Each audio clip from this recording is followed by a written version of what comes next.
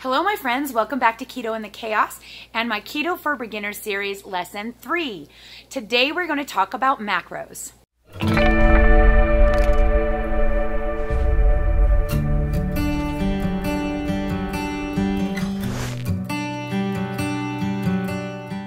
Welcome back.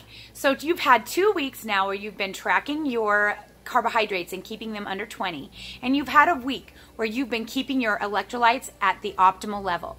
You should be feeling really great right now.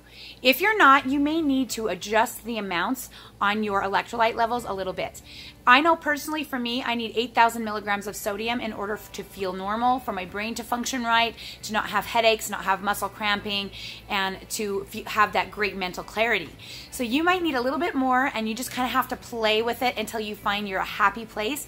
Keep working on those electrolytes. It's number one most important thing besides keeping your carbs under 20. So today we're talking about macros, and a lot of times when I'm trying to explain a ketogenic way of eating, a lot of people don't even know what macros are. So I thought it would be best if we just start there and then move on. So macro is short for macronutrient, and those are the 3 main building blocks that your body uses in order to run and build itself and be healthy.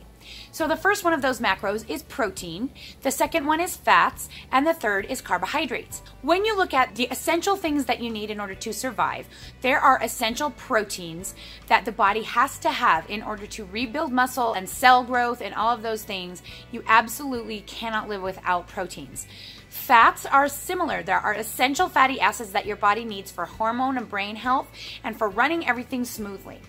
Carbohydrates, you would think there would be an essential carbohydrate that your body absolutely needs to run and be efficient. But contrary to what you might think, the answer is actually there are no essential carbohydrates that your body actually needs in order to function.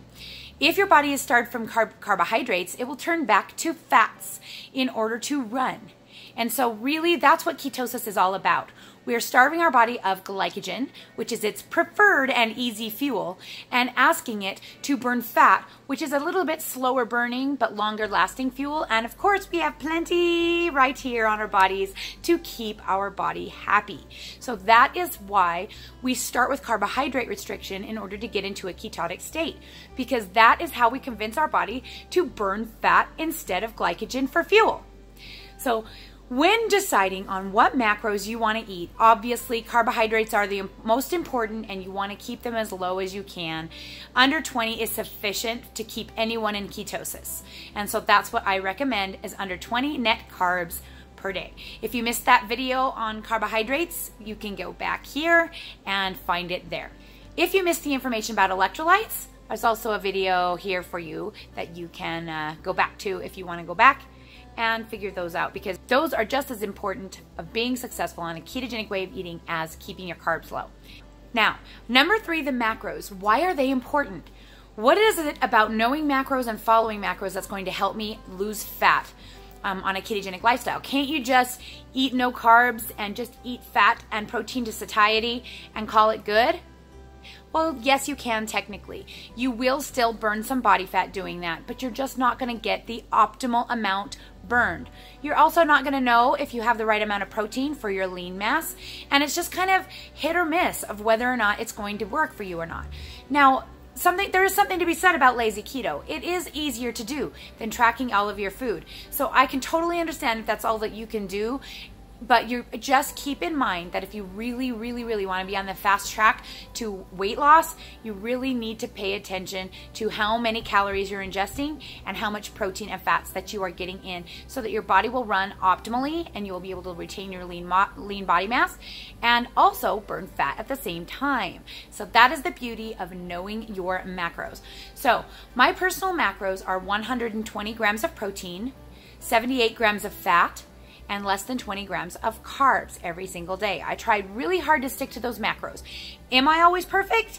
No, I am not always perfect. Often I exceed my protein, often I exceed my fat, and still I continue to lose weight, because for the main part for the most days, I do stick to my macros and keep them as close as possible. So what I'm not saying that you have to be absolutely perfect all the time. I'm just saying that giving yourself macros to try and follow is the best way to be successful, because it kind of keeps you in check and it keeps your calories low. The beauty of doing the higher protein, lower fat version of keto is that you're actually going to be less hungry and you're going to get a more food for your calories, because proteins only have 4 calories per gram, whereas fats and carbs have 9. So when you're when you're raising up your protein level, you're getting more bang for your buck. You're getting more food for your calories. And that is one thing that makes this way of eating really sustainable, is because you get a lot of food, which is really, really nice, especially if you've had trouble with binge eating in the past and you have trouble worrying you won't have enough food. This is going to help you definitely be successful, by being able to have that food bulk. So how do you get your macros? Well, the easiest way to do it is to just join our Facebook group. We've already done the math and science for you. We based our macro chart on Dr. Finney's recommendations on vertahealth.com. He has a blog post about protein, and that's where we got our information from on the protein levels. We got our fat levels by giving each person about a 500 calorie deficit. So based on lean mass for the average person, for the average person for that height and sex. If you join our Facebook page, it's super easy to get those numbers and just plug them into your chronometer, and your chronometer will do all the hard work. You don't have to do any math. If you want to do the math part yourself and figure out your macros, first of all, you're going to need your lean body mass as close as possible. So I recommend going to the Navy Body Fat Calculator. Just Google that, put in all of your measurements, and then use that number to determine your body fat percentage, and then you'll know the percentage of your body that is lean mass. It's really, really hard to figure it out. Personally, my brain kind of goes when I try and figure it out. So I think it's just easier to get the chart and go from there. If you want the chart but you're not on Facebook, you can go ahead and email me at ketochaos@gmail.com, and I will send you the chart free of charge, 100% free, and it's free for you to share with whomever you would like to share it with. It's not my information. Everything is based on Dr. Finney's research, and he gets all the credit. All I am doing is just trying to help people to take his research and information and use it and make it easier for people to actually understand. So that's the way to get your macros. And then the third thing that you do is you just enter them into your tracking app and stick to those, and you go by grams. Don't stress about your calories, because if you get your grams exactly on, your calories will be exact. My calories are 1,266. I usually keep it under 1,300 calories, but it's never exact because I'm never perfect. And you guys don't have to be 100% perfect. But the idea is to keep your protein level at a level that is going to keep your body mass sustained. It's going to give you plenty of protein for muscle protein synthesis, and I've got a video about that if you want to check that out more. And it helps your body basically to rebuild itself easier. It has plenty of those amino acids that it needs when it's in its fasting state to rebuild and sustain your lean mass. The older you are, the more vital it is to get your proteins in. The older you are, the more vital it is. As you're on a caloric restriction, you tend to lose lean mass if you're not careful. And of course, this can't guarantee that you're not going to lose lean mass, but it's going to give you the best chance of retaining it as you are losing weight. So keep that in mind, that your protein level is key. Your protein level is a goal. You need to hit your protein level. If you go over your proteins a little bit, it's okay. And most ketoers will tell you it spikes your insulin, and so it's dangerous for keto, and it will kick you out of ketosis. Friends, it will not kick you out of ketosis. You would have to eat a crap ton of protein in order for that to happen. You're not going to be able to actually ingest that much protein. This is the adequate amount of protein that is needed in order to sustain lean mass, according to Dr. Finney at vertahealth.com. So it's not going to cause you any trouble. It can cause your blood glucose to spike a little bit, but for most people, that spike is negligible and it does not affect fat loss. So do not stress about that. So protein is key. get your protein in. Fats are a lever. We will have another video about proteins and fats later where we go into more details about those. But for fats, the idea is you want to keep it lower when you are trying to lose weight and higher when you are trying to maintain. If you are eating high-fat keto and you are ingesting 150 grams of fat a day, you are probably not burning as much off your body as a person like me who's eating half that amount. So just keep that in mind, that your body will get as much as you eat. It will burn the dietary fat first because it's easier access. And then when it runs out of dietary fat, it will turn to your body fat stores. So the less fat you eat when you're burning fat, the more you will burn from your body. Your body won't go without the fat that it needs. Don't stress over that. That golden ratio of 75% fat, 10% protein, and 5% carbs is still going to happen. Your body will just get it from here. You just don't need to digest it. It doesn't need to go through your system. You've already got it right there for your body.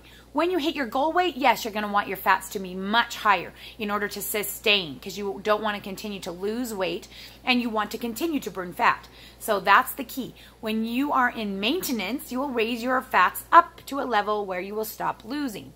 It's a lever. So protein is a goal. Fats are a lever. And carbohydrates are a limit, a firm limit. You want to be below that 20. You don't have to hit that 20, but you know what? You can.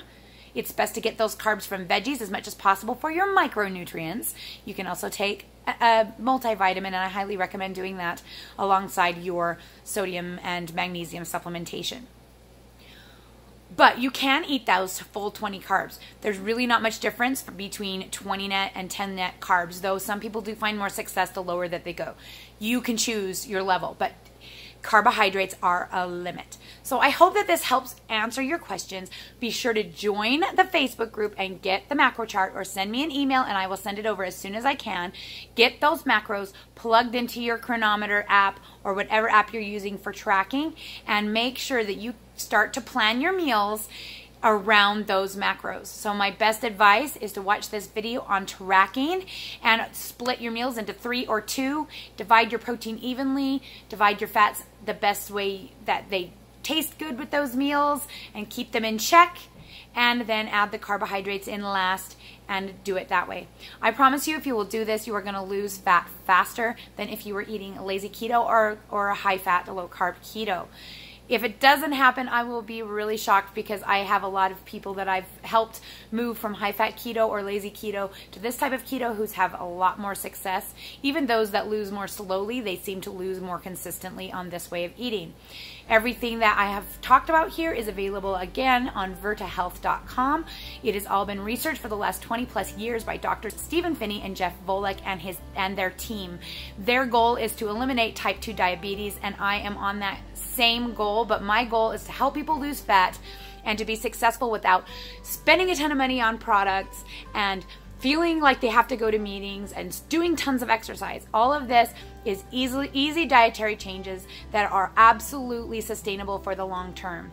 Thanks so much for watching this video. Tune in next week, where we start to talk about proteins, fats, and carbohydrates individually and go into more depth and detail on those subjects. And I will see you all again soon.